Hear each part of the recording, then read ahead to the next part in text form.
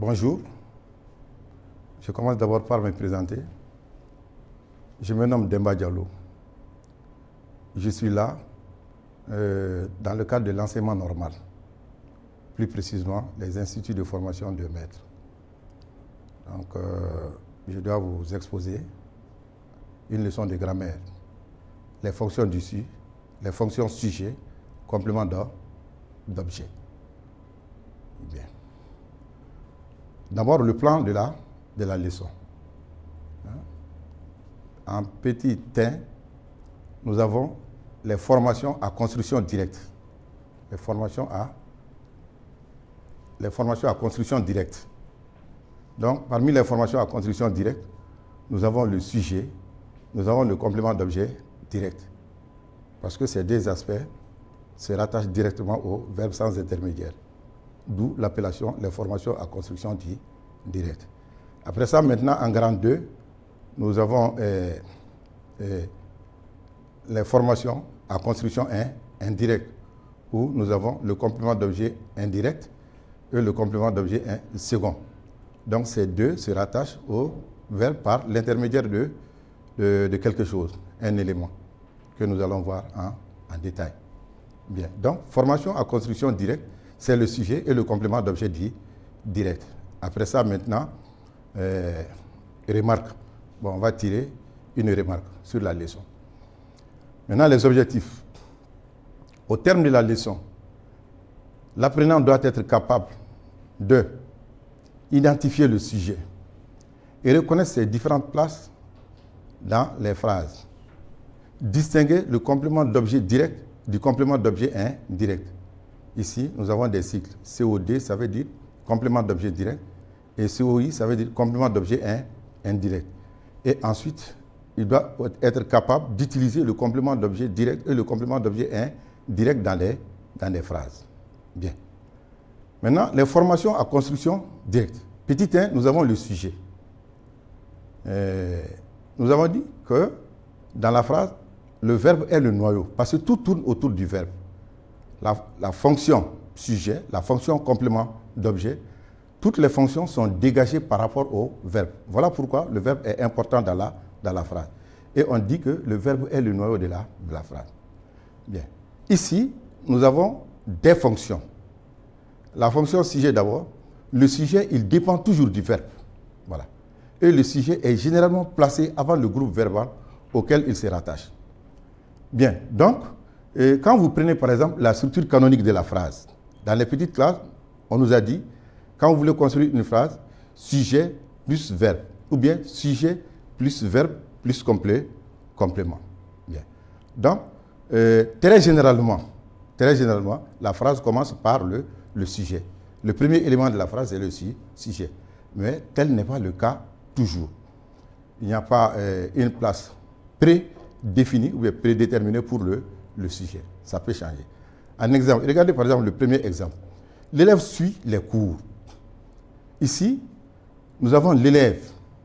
Qui est-ce qui suit? Dans les petites classes, on nous dit, il faut poser la question, qui est-ce qui pour les personnes. Ici, on va dire, qui est-ce qui suit les cours? C'est l'élève. Donc, c'est l'élève qui suit les cours. L'élève est sujet de la phrase. L'élève suit, l'élève est sujet du verbe suit. Bien. Donc, pour identifier le sujet, on pose la question qui est-ce qui. On nous a appris cela dans les petites classes.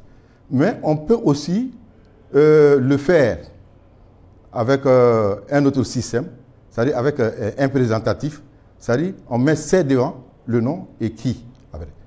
C'est l'élève qui suit les cours, vous avez vu. Donc, l'élève est le sujet. Maintenant, passons au deuxième exemple. Dans le ciel, volent les oiseaux. Dans le ciel, volent les oiseaux. Dans cette phrase, le sujet, c'est l'oiseau. Et vous voyez, le sujet n'est pas au début. Le sujet peut se mettre à la fin de la phrase. Donc, c'est ce que je vous disais tantôt. Il n'y a pas de place prédéterminée pour le sujet. Il peut se placer au début, tout comme il peut se placer à la fin. Et tout de suite, il peut aussi se placer au milieu de la phrase. Donc, pour identifier, on va dire qu'est-ce qui, cette fois-ci, ce sont des animaux. Donc, qui est-ce qui, ça c'est pour les personnes, mais qu'est-ce qui, ça c'est pour les animaux. qu'est-ce qui vole dans le ciel? On va dire les oiseaux. Donc, oiseau est sujet de la phrase. Ou autrement dit, on peut le faire aussi par l'intermédiaire d'un présentatif, comme je vous disais tantôt. C'est les oiseaux qui volent dans le ciel. Ouais, donc, c'est très clair. Donc, voici la fonction sujet. Je vous ai dit, ça peut être au début, tout comme ça peut aussi être à la fin. Si vous regardez très bien, je vais vous donner un autre exemple qui ne se trouve pas au tableau. Quand je dis par exemple, as-tu compris? As-tu compris? Donc vous avez tu, le pronom tu, deuxième rang, deuxième personne du singulier, se trouve au milieu de la phrase, donc étant le sujet. Donc, pour récapituler, la position du sujet dans la phrase varie. OK? Voilà. Maintenant, le complément d'objet direct. Le complément d'objet direct se construit directement après le verbe, sans intermédiaire. Sans intermédiaire, cela veut dire sans préposition. Vous connaissez les prépositions, ce sont des petits mots. Hein? À, de, pour, par. Donc vous ne voyez pas ça. Immédiatement après le verbe. Donc le complément d'objet direct se colle directement au verbe. Quand vous prenez par exemple le premier exemple. Il boit un jus d'orange. Il boit un jus d'orange. Il boit quoi? Un jus d'orange. Donc un jus d'orange est complément d'objet direct du verbe boire. OK? Donc, quand vous prenez le deuxième exemple aussi, je le vois. Je vois qui? Le. Donc, le est le complément d'objet direct de la phrase. Vous avez vu cette fois-ci aussi que le complément d'objet direct peut aussi changer de place. Voilà. Donc, il n'y a pas aussi de place prédéterminée pour le complément d'objet direct. Maintenant, nous avons fini avec les formations à construction directe.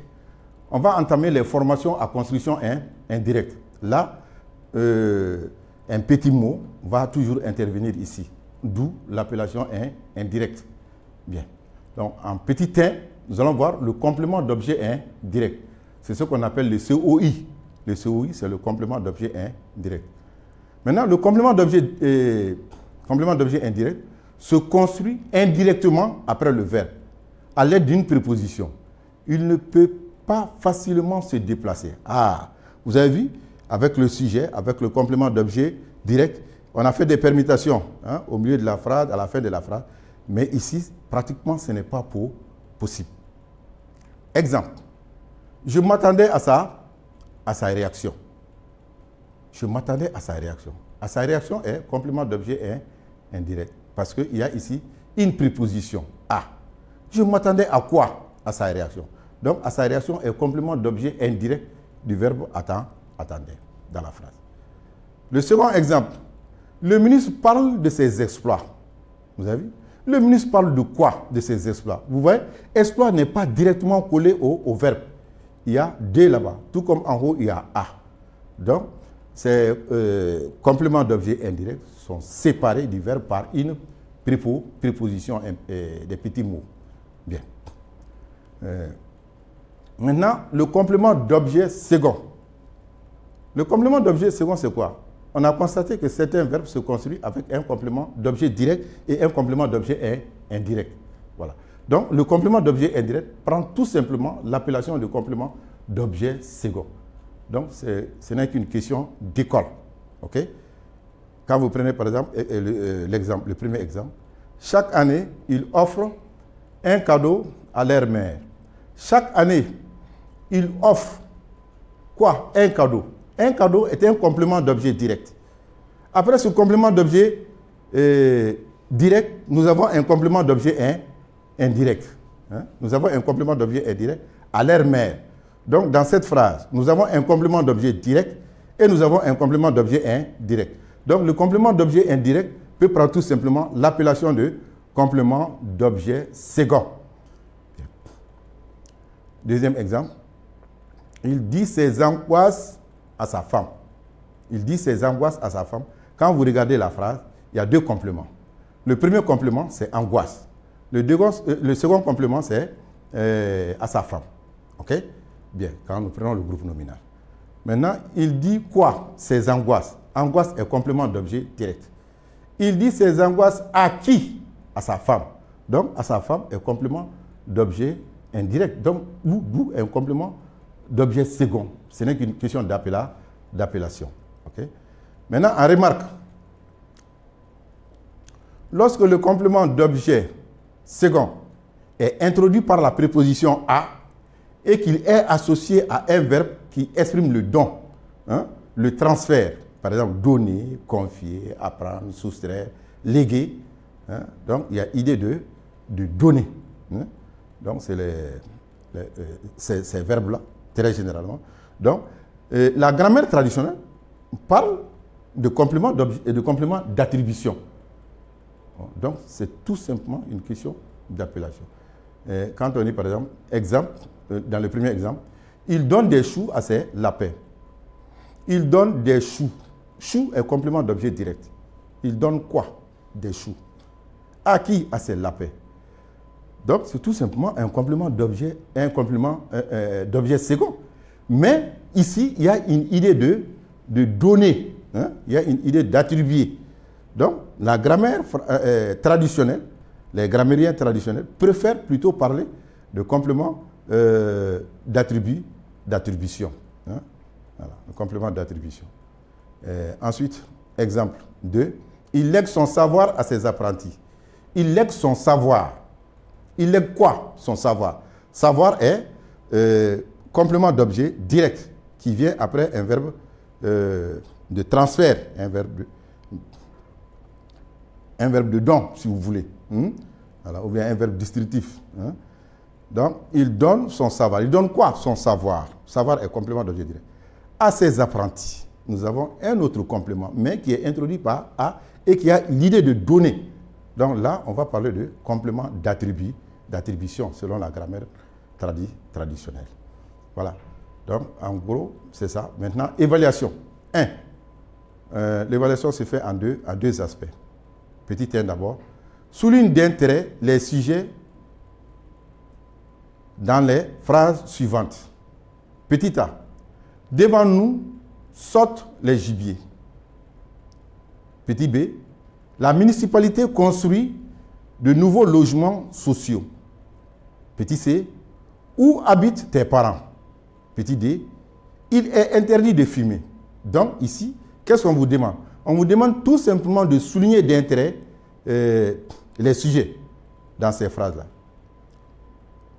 Le deuxième aspect de l'évaluation donne la nature des compléments. Petit a, le tabac nuit à la santé. Donc vous regardez dans la phrase. Où sont les compléments? C'est quelle sorte de compléments? Donc vous donnez la nature de ces compléments. Si c'est un complément d'objet direct, vous le dites. Si c'est un complément d'objet indirect, vous le dites. Complément d'attribution, etc. Donc le tabac nuit à la santé. Ça c'est en petit a. En petit b, le maître explique la leçon aux élèves. En petit c, il participera à ce tournoi. En petit d, cet enfant obéit à ses parents. Bien, je vous remercie.